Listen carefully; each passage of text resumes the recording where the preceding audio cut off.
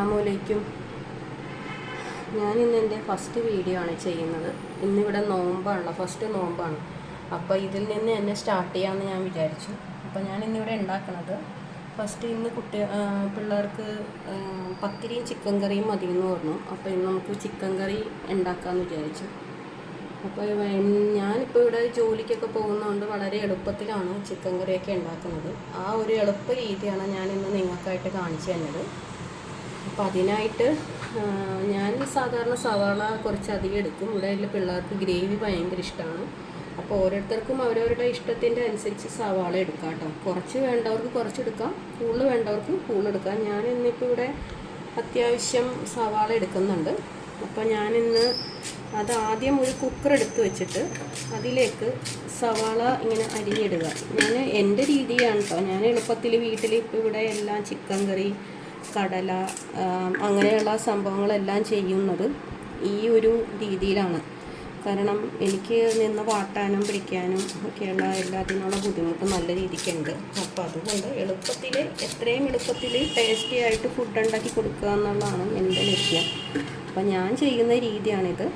Cooker എടുത്തിട്ട് അതിലേക്ക് നമുക്ക് ആവശ്യമുള്ള എന്തോരം സവാള വേണമോ അത്രയും സവാള അരിഞ്ഞ് അതിടുക.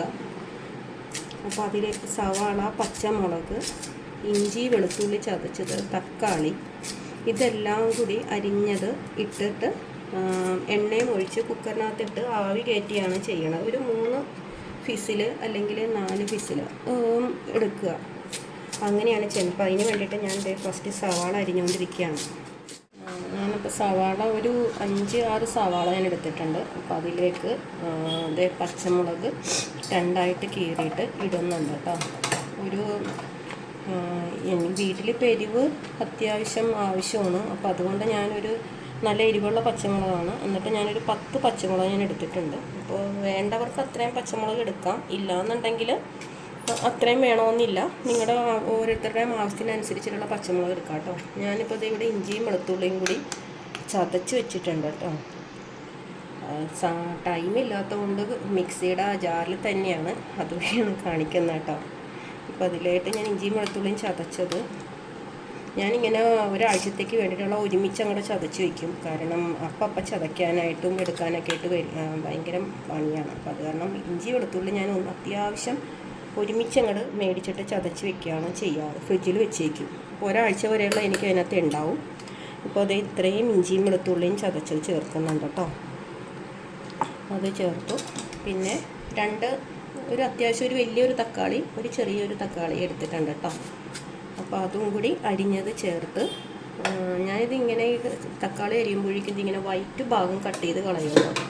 കാരണം എല്ലാവരും പറഞ്ഞേക്കാം ആ വൈറ്റ് ഭാഗം യൂസ് ചെയ്താലാണ് അതിനകത്ത് മറ്റേ കിഡ്നി സ്റ്റോണ് ഒക്കെ ഉള്ളവർക്ക് സ്റ്റോണിൻ്റെ അസുഖങ്ങളൊക്കെ വരുമെന്ന് പറഞ്ഞേക്കാം. അപ്പോൾ അതുകൊണ്ട് ആ വൈറ്റ് ഭാഗം മാക്സിമം ഒഴിവാക്കിയിട്ടാണ് തക്കാളി യൂസ് ചെയ്യണത്. അത് ഇത്രയും തക്കാളി ഞാൻ എടുക്കുന്നുണ്ട് കേട്ടോ. ഒരു 1.5 വലിയൊരു തക്കാളി, ഒരു കുഞ്ഞു തക്കാളി. എന്നിട്ട് ഇതിലോട്ട് ഇനി ആവശ്യത്തിന് വെളിച്ചെണ്ണ ഒഴിച്ച് കുക്കറിനകത്തിട്ട് ഞാൻ ആവി കയറ്റിയാണ് കേട്ടോ ചെയ്യാറ്. 3 സ്റ്റാർ.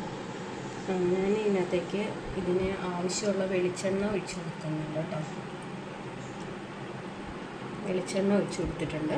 എന്നിട്ട് ഞാനൊരു ശകലം വെള്ളം ചേർക്കുന്നുണ്ട് കേട്ടോ, ഒരു തരി വെള്ളം. കാരണം സവാള കുറച്ച് അധികം ഉള്ളത് കൊണ്ടിട്ട് ഇത്തിരി വെള്ളവും ചേർക്കുന്നുള്ളൂ. കാരണം സവാള അധികം ഉള്ളത് കൊണ്ട് ഞാൻ അടിക്ക് പിടിക്കരുതെന്ന് വിചാരിച്ചിട്ട് ഞാൻ ഇച്ചിരി വെള്ളം ചേർത്തത്. ഒരു ശകലം വെള്ളവും ചേർത്തിട്ടുള്ളൂ. വേണമെന്നില്ല, സവാള കുറച്ചുള്ളവർക്ക് വെള്ളം അധികം ചേർക്കണമെന്നില്ല, എണ്ണ തന്നെ മതി. ഞാനൊരു ഇത്തിരി ചേർത്തിട്ടുണ്ട്. കാരണം എൻ്റെ കുക്കറും അത്ര ഒരു നല്ല ഇതല്ല, ഇച്ചിരി ആവി പോവും. അപ്പോൾ അടിക്ക് പിടിക്കാൻ ചില സാധ്യതയുണ്ട്. അതുകൊണ്ട് ഞാനൊരു ഇത്തിരി വെള്ളം ചേർക്കുന്നേ ഉള്ളൂ. സ്റ്റാർട്ട്. ഞാനിപ്പോൾ ഗ്യാസ് കത്തിച്ചു. അതിനകത്തേക്ക് ഇത് വെച്ചു കേട്ടോ, കുക്കർ വെച്ചു.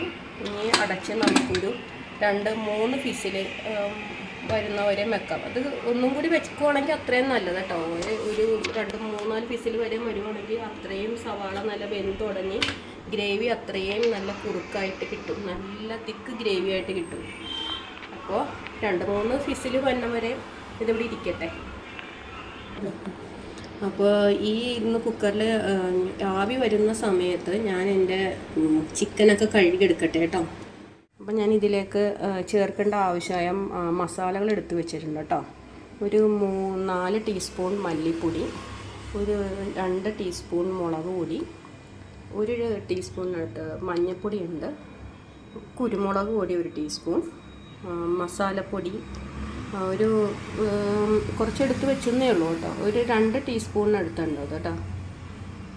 അപ്പോൾ ഇത് ഞാനൊരു പാത്രം വെച്ച് അടുപ്പിൽ വെച്ചിട്ടുണ്ടായിരുന്നു. അത് എണ്ണ ചൂടായിരിക്കുകയാണ്. അപ്പോൾ അതിലേക്ക് നമ്മൾ നേരത്തെ കുക്കറിൽ വാട്ടി വെച്ചിരുന്നല്ലോ. അപ്പോൾ അത് ഞാൻ തുറന്ന് നന്നായിട്ട് വെന്തുടഞ്ഞിട്ടുണ്ട് കേട്ടോ. നല്ലോണം നിങ്ങൾക്ക് കണ്ടാൽ മനസ്സിലാവും. നല്ലോണം ശരിക്കും നല്ല രീതിക്ക് വെന്തിട്ടുണ്ട്. അപ്പം നമ്മുടെ ഗ്രേവി നല്ല കുറുക്കുള്ള ഗ്രേവി ആയിരിക്കും. ഇതുണ്ടോ? അപ്പോൾ ഇത് ഈ എണ്ണയിലേക്ക് നമുക്ക് ചേർത്ത് കൊടുക്കാം കേട്ടോ.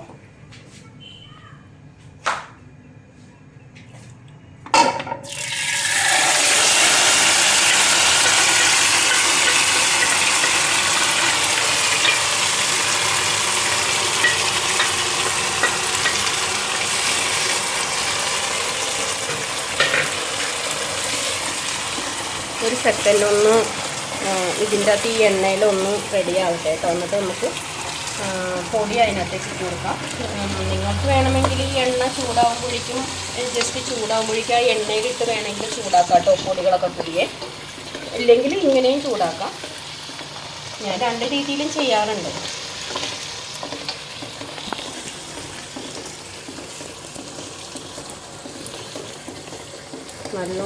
നല്ലോണം വെന്തിട്ടുണ്ട് സവാള.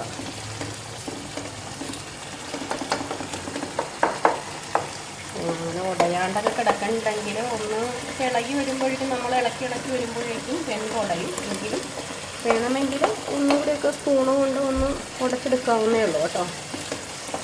ഇപ്പം ഞാൻ എൻ്റെ പൊടികൾ ചേർക്കുവാണേ. മല്ലിപ്പൊടി, മുളക് പൊടി,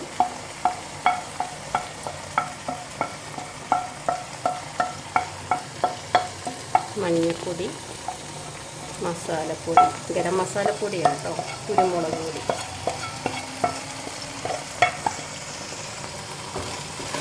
ഇതെല്ലാം കൂടി ഇതിനകത്ത് കിടന്ന് നന്നായിട്ട് ആ പച്ചമണം മാറുന്ന വരെ കിടന്ന് ചൂടാവട്ടെ. ഇതിൻ്റെ സ്മെല്ലൊക്കെ പോയിട്ട് നമുക്ക് ഇതൊന്ന് ഓൺ ചെയ്യാം കേട്ടോ.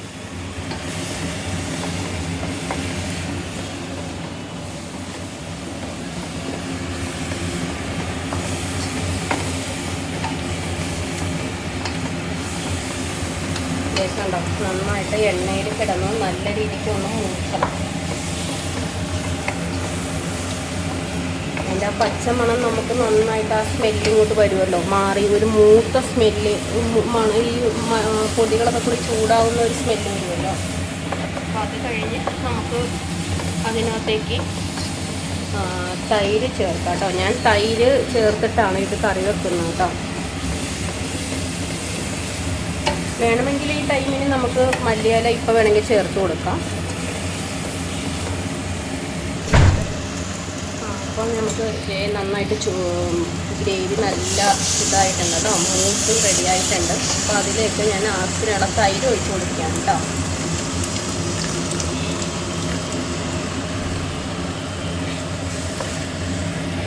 തൈര് ഒഴിച്ച് കൊടുക്കുക.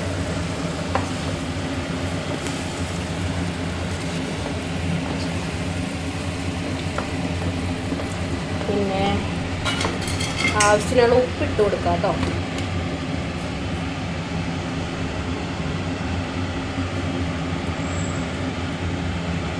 ഉപ്പൊക്കെ ഓരോരുത്തരുടെ ആവശ്യം അനുസരിച്ചാട്ടോ. ഇവിടെ എൻ്റെ വീട്ടിലെ ഉപ്പ്, പുളി, എരിവ് ഇതെല്ലാം അത്യാവശ്യം എല്ലാം എൻ്റെ വീട്ടിൽ നല്ലോണം വേണം. എൻ്റെ കുട്ടികൾക്ക് ഉപ്പ് എല്ലാം എരിവ്, പുളി ഒക്കെ കൂട്ടുന്ന കുട്ടികളാണ് കേട്ടോ. അപ്പോൾ അതുകൊണ്ട് ഞാൻ അതിലേക്ക് ആവശ്യമുള്ള മല്ലിയില ചേർത്ത് കൊടുക്കാം കേട്ടോ.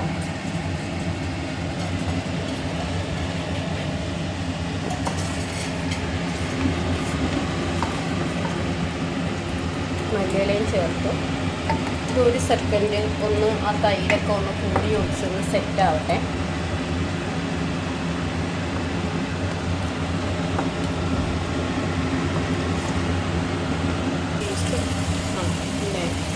ഇത് കിടന്ന് ഇതിൻ്റെ ചെറിയതായിട്ട് എണ്ണയൊക്കെ തെളിഞ്ഞ് വന്നിട്ടുണ്ട് കേട്ടോ. അപ്പോൾ ഇനി നമുക്ക് ചിക്കൻ ഇട്ട് കൊടുക്കാം കേട്ടോ. അപ്പോൾ എന്ത് വന്നാലും ചിക്കൻ ഇട്ടാൽ ഇച്ചിരി ഒത്തിരി ഞാൻ ഗ്രേവി ആയിട്ട് ഇപ്രാവശ്യം വെക്കുന്നില്ല, പത്തിരിക്ക് വേണ്ടിയിട്ടാണല്ലോ ചെയ്യുന്നത്. അപ്പോൾ അത് കാരണം കുറച്ച് ഗ്രേവി കുറച്ചിട്ടാണ് ചെയ്യുന്നത്. എന്നാലും ഒരിത്തിരി വെള്ളം ഒഴിച്ച് കൊടുക്കുന്നുണ്ട്. കുറച്ച് വെള്ളം ഒഴിച്ച് കൊടുക്കാം, കാരണം ചിക്കനിൽ നിന്ന് വെള്ളം എന്ത് വന്നാലും കുറച്ചൊക്കെ ഊർന്ന് വരും. അപ്പോൾ അതുകൊണ്ട് അത് നോക്കിയിട്ട് നമ്മൾ വെള്ളം ഒഴിച്ച് കൊടുത്താൽ മതി. പോരാന്നുണ്ടെങ്കിൽ ആ സമയത്ത് കുറച്ച് വെള്ളം, തിളച്ച വെള്ളം ഒഴിച്ച് കൊടുത്താലും മതി. അപ്പോൾ നമുക്ക് ചിക്കൻ ഇടാം കേട്ടോ. ഞാൻ അത്യാവശ്യം ഒത്തിരി വലിയ കോഴിയല്ല, എങ്കിലും ഒരു ഇടത്തരം കോഴിയായിരുന്നു. അതിൻ്റെ പീസുകൾ ഇടുന്നുണ്ട്.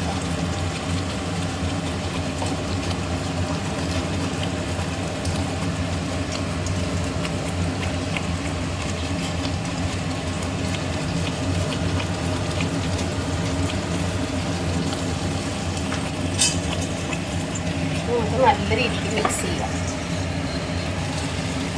നന്നായിട്ട് തിളച്ച് യോജിച്ച് വന്നു കഴിയുമ്പോൾ നമുക്ക് പോരാത്ത ഉപ്പ് പോരാന്നുണ്ടെങ്കിൽ ആ ടൈമിന് നമുക്ക് ഇട്ട് കൊടുക്കാം.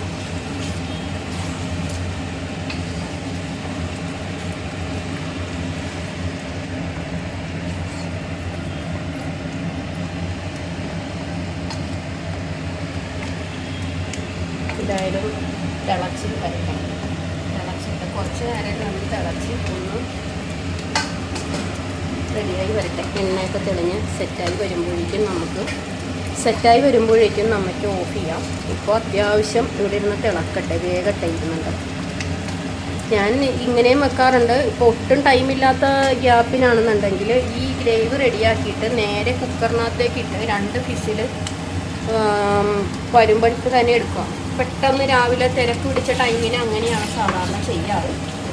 ഇല്ലാതെ ഞായറാഴ്ച ദിവസം കുട്ടികളൊക്കെ ആയിട്ട് വീട്ടിൽ നിൽക്കുമ്പോൾ തിരക്ക് ഒന്നും ഉണ്ടാവില്ല. അപ്പം ഇതേപോലെ ഈ പാത്രത്തിലൊക്കെ വെച്ച് സമാധാനപരമായിട്ടൊക്കെ ചെയ്യാറുണ്ട്. ഇല്ലാന്നുണ്ടെങ്കിൽ സ്പീഡിൽ കുക്കറിനകത്ത് തന്നെ റെഡിയാക്കി എടുക്കും. ഈ ഗ്രേവി തന്നെ കുക്കറിനകത്തേക്ക് വെച്ച് എല്ലാം ചേർത്ത് ഒന്ന് ചെറിയ കോഴിയാണെങ്കിൽ 1 വിസിൽ, ഇല്ലാന്നുണ്ടെങ്കിൽ ഒരു 2 വിസിൽ വരുമ്പോൾ തന്നെ ഓഫ് ചെയ്യും. അപ്പോൾ ചിക്കൻ റെഡിയായിരിക്കും.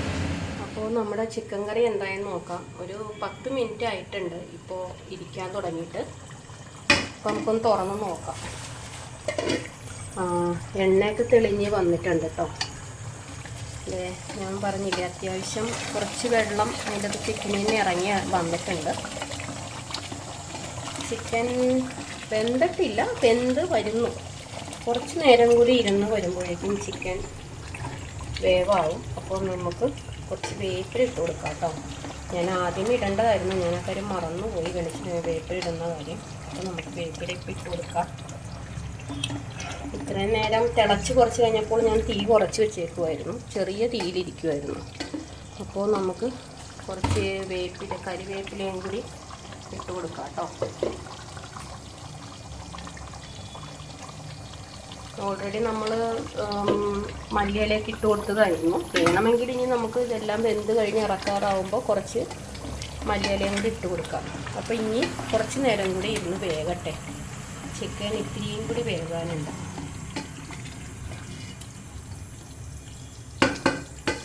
കുറച്ച് കഴിഞ്ഞിട്ട് നോക്കാം. അപ്പോൾ നമ്മുടെ ചിക്കൻ കറി റെഡി ആയിട്ടുണ്ട്. നമുക്ക് തുറന്ന് നോക്കാം കേട്ടോ. ഞാൻ ഇതിൻ്റെ ഇടയ്ക്ക് 2-3 പ്രാവശ്യം തുറന്ന് ഇളക്കി വെച്ചായിരുന്നു കേട്ടോ. അപ്പോൾ അതേ നമ്മുടെ ചിക്കൻ കറി ഒരിത്തിരി ഉപ്പ് പോരായ്മ ഉണ്ടായിരുന്നു. അപ്പോൾ അത് ഞാൻ ഉപ്പ് ചേർത്തു. അപ്പോൾ നമുക്ക് ചിക്കനൊക്കെ നല്ല രീതിക്ക് വെന്തിട്ടുണ്ട്. അപ്പോൾ നമുക്ക് ലാസ്റ്റ് ഗാർണിഷിംഗ് എന്നുള്ള നിലയിൽ ഒരിത്തിരി മല്ലിയില നമ്മൾ ആവശ്യമുള്ള ഇട്ടിട്ടുണ്ട്. എങ്കിലും ഒരു വീഡിയോയ്ക്ക് ഒരു ഭംഗിക്ക് പോലെ ഇരുന്നോട്ടെ. ഇച്ചിരി മല്ലിയില, ഇത്തിരി വേപ്പിലയും കൂടി ഇട്ടിട്ട് നമുക്ക് നമ്മുടെ ചിക്കൻ കറി ഓഫ് ചെയ്യാം. അപ്പോൾ ഇന്ന് ഇന്നത്തെ ഈ വീഡിയോ ഇത്രയേ ഉള്ളൂ. നമ്മുടെ എളുപ്പത്തിലുള്ള രീതിയിലുള്ള ചിക്കൻ കറി. എളുപ്പം എന്ന് പറയാൻ കുറച്ച് സമയം എങ്കിലും നമ്മുടെ നല്ല ടേസ്റ്റിയായ നല്ല ടേസ്റ്റ് ഉണ്ട് കേട്ടോ. ഇന്നത്തെ ചിക്കൻ കറിക്ക് ചെറിയൊരു പുളിപ്പും എരിവും ഒക്കെ ആയിട്ട് നല്ല ടേസ്റ്റ് ഉണ്ട്. ഞാൻ നോമ്പായതുകൊണ്ട് ഒന്ന് നാക്കിൽ തൊട്ട് നോക്കി, പക്ഷേ നല്ല അടിപൊളിയായിട്ടുണ്ട്. ഇന്നത്തെ പത്തിരിയുടെ കൂടെ പത്തിരിയും തേങ്ങാപ്പാലും ഈ ചിക്കൻ കറിയും കൂടി നല്ല ടേസ്റ്റായിരിക്കും. അപ്പോൾ ഇന്നത്തെ വീഡിയോ ഇത്രയേ ഉള്ളൂ. അപ്പോൾ അടുത്ത ഒരു വീഡിയോ ആയിട്ട് നമുക്ക് ഇനി കാണാം. അതുവരേക്കും അസ്സലാമു അലൈക്കും.